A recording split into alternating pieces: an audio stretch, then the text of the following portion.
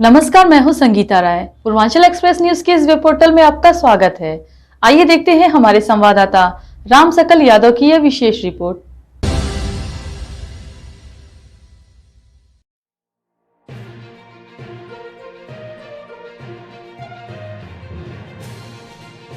Bahujan Samaj party के नेता व मुबारकपुर के पूर्व विधायक एवं पूर्व प्रत्याशी लोकसभा सदर आजमगढ़ शाह आलम और गुड्डू जमाली ने आज अपने आजमगढ़ आवास से लोकसभा क्षेत्र में विभिन्न गांव व क्षेत्र में अपने निजी फंड से 15 विकलांग व असहाय में ट्राईसाइकिल और एक ठेला वितरण किया, जहां ट्राईसाइकिल व ठेला पाने वालों के चेहरे पर खुशी दिखाई दी।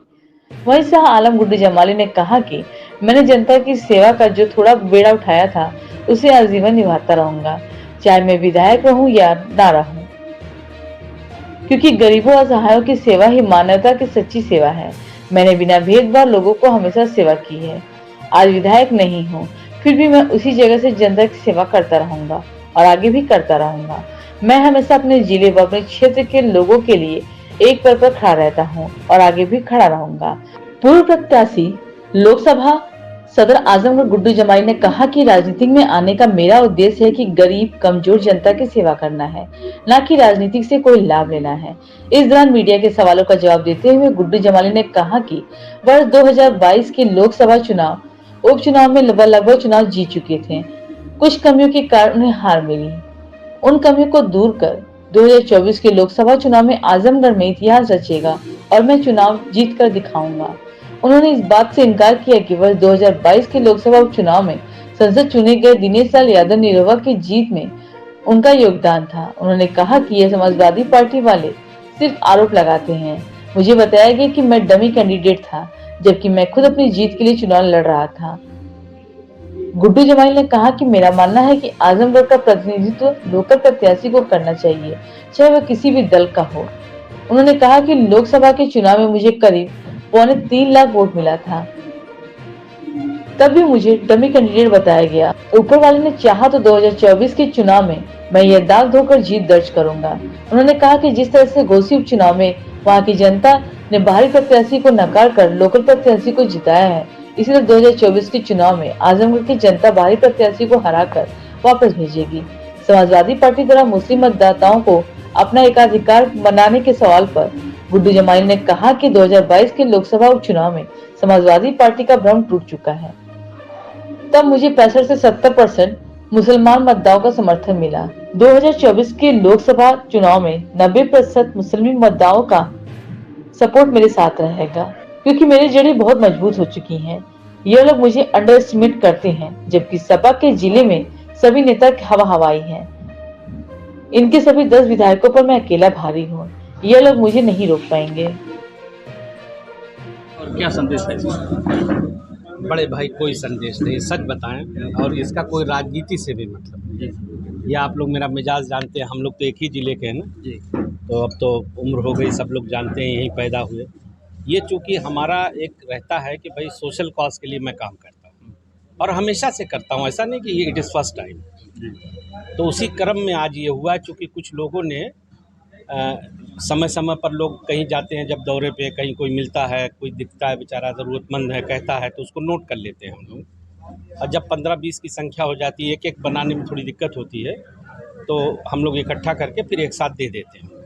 उसी क्रम में आज ये हुआ। मेरा ख्याल है कि 16-17 के करीब होंगे, अब एग्जैक्ट गिनती तो अब्दुल्ला को मालूम होगा। उसमें शायद एक ठेला, बाकी ट्राईसाइकिल्स वगैरह है। और इसका प्योर मकसद ये है कि चूँकि आप लोगों ने देखा है, अब ये चूँकि फिजिकली चैलेंज लोग हैं, बेचारे चल नहीं सकते अपने उससे, तो उन्हीं को इसलिए लिए दिया कि ताकि इनका जीवन थोड़ा इससे हेल्प हो सके और ये इनको अपना जीवन सुचारू रूप से चला सकें। ठेला देने का मकसद ये कि इससे मेहनत करेंगे तो 2 पैसा पाएंगे, अपने बाल बच्चों की परवरिश करेंगे। अच्छा, इससे अलग हट के एक सवाल ये है कि 2024 भी आ रहा है तो इसमें आपने नाक में दम कर दिया था समाजवादी पार्टी के, और किन्हीं कारणों से छोटा कुछ कारण रहा होगा कि जीत नहीं। इस बार क्या तैयारी है और किस तरह से रहेगा मुकाबला? असल में सही बात ये है कि आज मैं ये बात नहीं करना चाह रहा था फॉर द रीज़न कि मतलब ये वितरण हो रहा है, लोग समझेंगे पॉलिटिक्स से ही जोड़ते हैं, अमूमन पॉलिटिक्स नहीं जोड़ रहे हैं, लेकिन तो सच बात ये आपका प्लेन जवाब दे दूं कि मैं चुनाव पिछली बार आप लोग गवाह हैं, यहाँ की पूरी जनता जो गवाह है, पूरी मीडिया गवाह है कि मैं चुनाव ऑलमोस्ट जीत चुका था और थोड़े से मिसमैनेजमेंट या थोड़ी सी कमी की वजह से थोड़ी से मार्जिन से मैं रह गया।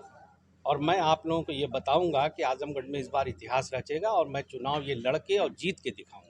लेकिन समाजवादी पार्टी तो कहती कि निरहुआ की जीत में आप ही का योगदान है। अरे भैया आप देखो, अब यही बात तो वो लोग कहते हैं ना कि हम लड़े तो वो जीत गया, वो लड़े तो वो जीत गया। हमको किसी की जीत हार से कोई मतलब नहीं है। ये जिला मेरा है, मैं यहाँ पैदा हुआ हूँ, यहीं मरूंगा, यहीं गाड़ा जाऊंगा। ये मिट्टी मेरी है पहले ना, बाकी लोगों की बाद में है। भाई अगर आप यहाँ के हैं भाई साहब तो पहला तो राइट आपका है। मेरा हमेशा से इस बात का कहना है कि हमारा प्रतिनिधित्व कोई लोकल करे, किसी भी दल का हो, हमें इससे मतलब नहीं है। सपा में भी बहुत विद्वान लोग हैं, भाजपा में भी हैं, और भी दलों में, कांग्रेस में भी हैं। तो मेरा पहला ये कि ये देखो आजमगढ़ एक विद्वानों की धरती है, कोई ऐसे लोगों की इलिटरेट वो जगह नहीं है जहाँ बहुत पिछड़ापन है। यहाँ एक से एक लोग पैदा हुए, तो हमारा प्रतिनिधित्व लोकल होना चाहिए। और मैं अब कहना नहीं चाहता, 2 बार विधायक रहा हूँ, मेरा आचरण क्या रहा है सबने देखा है, बताना नहीं है उसको। मैं अपने को उसके लिए कॉम्पिटेंट समझता हूँ। और ऐसा भी नहीं, देखिए अगर 3.25 लाख 2,70,000 के लगभग वोट मिला तो लोगों ने वोट तो दिया ही। अब ये बड़ा हास्यास्पद लगता है, बड़ा अजीब सा लगता है कि लोग मुझे ऐसा पेंट करते हैं जो हमारे विरोधी हैं कि I was the dummy candidate, and I was fighting the election to support someone. No, this is not correct. मैं अपने जीतने के लिए लड़ रहा था और मैं वो दाग भी धो दूंगा इंशाअल्लाह। अगर ऊपर वाले ने चाहा तो मैं जीत के दिखा दूंगा।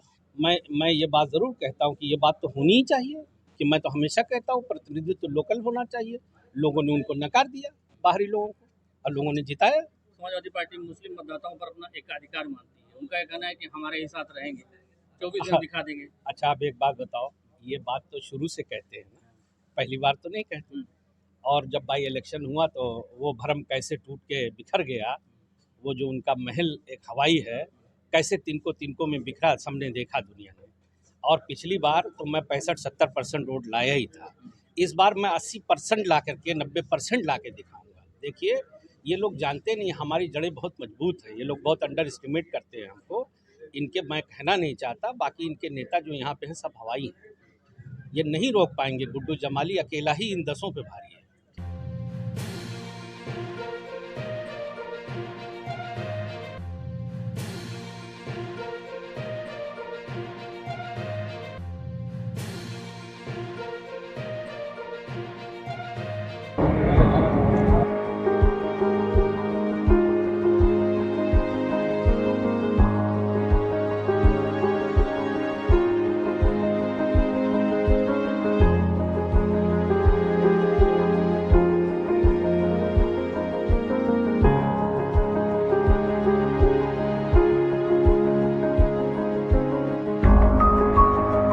हमारी खबर पसंद आई हो तो हमारे चैनल को लाइक, सब्सक्राइब और शेयर जरूर करिए।